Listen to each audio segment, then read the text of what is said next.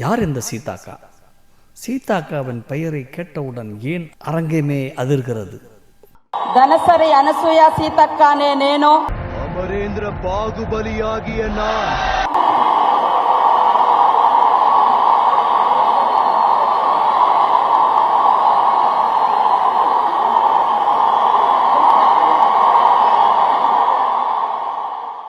சீதாக்காவின் மீது அவ்வளவு பாசம் உணர்ச்சியும் ஏன்? அவர்கள் ஆதிவாசி குடும்பத்திலிருந்து அமைச்சரவைக்கு வந்தவர்கள். அவர்களுடைய வரலாறு என்ன? சீதாக்கா யார்?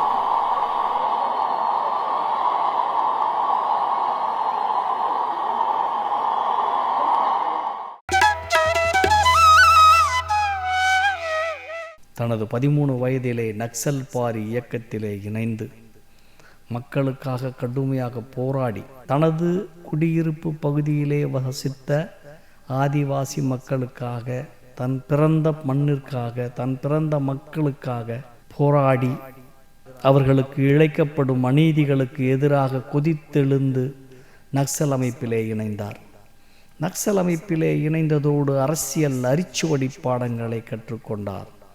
ஆயுதம் தாங்கிய போராட்டம்தான் அதிகாரிகளின் அத்துமீறலை தடுத்து நிறுத்தும் என்று களத்திலே குதித்த அந்த இளம் வயது பெண் படிப்படியாக சர்வதேச அரசியலை உள்வாங்கிக் கொண்டு ஆயுதம் தாங்கிய போராட்டங்கள் ஒரு காலத்தில் முடிவுக்கு வர வேண்டும், தொடர்ச்சியாக இந்திய துணைக்கண்டத்தை எதிர்த்து போராடுவது அவ்வளவு சாத்தியமல்ல, எங்கோ ஒரு மூலையிலிருந்து கொண்டு ஒரு சாதாரண கிராமங்களிலே சிறிய ஆயுதங்களை வைத்து கொண்டு மிகப்பெரிய பிரகாசுர அரசை எதிர்த்து போராடுவது அவ்வளவு எளிதல்ல. அரசியல் இயக்கத்திலே குதிக்கிறார். தனது 40 வயதுகளிலே கல்லூரி படிப்பை முடித்து சட்ட படிப்பை படித்து தன்னை வழக்கறிஞராக பதிவு செய்து கொண்டார். அதுவரை அத்துமீறியவர்கள் மிரட்டி பார்க்கிறார்கள், மிரட்டி பார்த்தவர்கள் பேசி பார்க்கிறார்கள், பேசி பார்த்தவர்கள் பணிந்து போகிறார்கள்.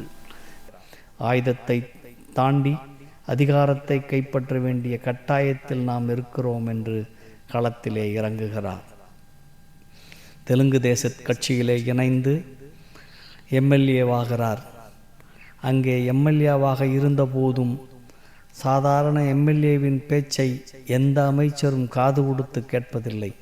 2006 given by UPA government, Sonia Amma given, and so many lakhs, several lakhs people get Podu lands in Congress government.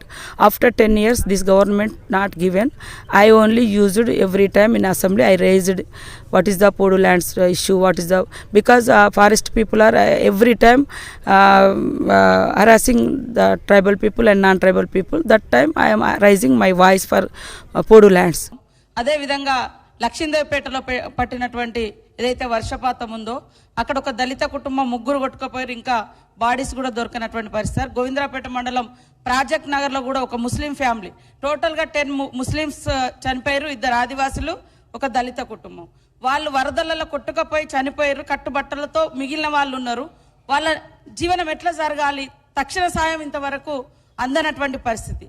அந்த பகுதியில் வந்து யாரும் பார்க்க மாட்டார்கள், அந்த பகுதிக்கு எந்த அமைச்சரும் வரமாட்டார்கள். ஏனென்றால் சாலை வசதி மட்டுமல்ல, போக்குவரத்து வாகனங்கள் கிடையாது, மின் வசதி கிடையாது, இன்னும் பல்வேறு வசதிகள் கிடையாது.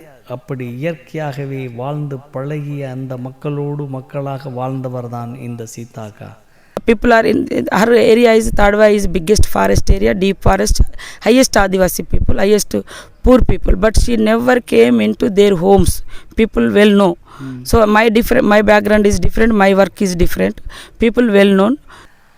அவர்களுடைய குறைகளை தீர்ப்பதற்கு இவர்கள் பலமுறை போராடியும் நக்சல் பாரி இயக்கத்திலே சில அத்துமீறல்களை தடுத்து நிறுத்த முடிந்ததே தவிர வளர்ச்சி பாதைக்கு கொண்டு செல்ல முடியவில்லை. எனவே ஆதிவாசி மக்களுடைய படிப்பு, அவர்களுடைய வேலைவாய்ப்பு, அவர்களுடைய அரசியல் பயணங்கள், அவர்களுடைய அடிப்படை வாழ்வாதார பிரச்சனைகள் குறித்தெல்லாம் சட்டசபையிலே பேசி பார்த்தார். ஆனாலும் அவருக்கு கிடைத்தது என்னவோ ஏமாற்றம்தான். அங்கிருந்து காங்கிரஸ் பேரியக்கத்திலே இணைந்து ஒரு மிகப்பெரிய போராட்டத்தை நடத்தி ஆதிவாசி மக்களிடையே செல்வாக்கு பெற்றுள்ள மனிதராக மாறி தன் பேரிடர் காலங்களிலும் இன்னும் அவர்களுக்கு ஆதிவாசி மக்களுக்கு இணைக்கப்படக்கூடிய கொடுமைகளுக்கு எதிராகவும் After second lockdown, every village who is affected with corona person, I went their home and I gave 1 week groceries and I told them boosting, moral boosting. And I touched them also. I saw with the oximeter how is his oxygen level. And 1-2 persons death with the corona, we only lifted their bodies also. Right. That time these people not came open. Right. But now in election time they are allegation this situation. Right. I am not a video person, I am not a media person. Right. I am worked my level work, what is the use per people I am doing, what is the videos I posted, because I am asking others support, that's why we are posting. Right.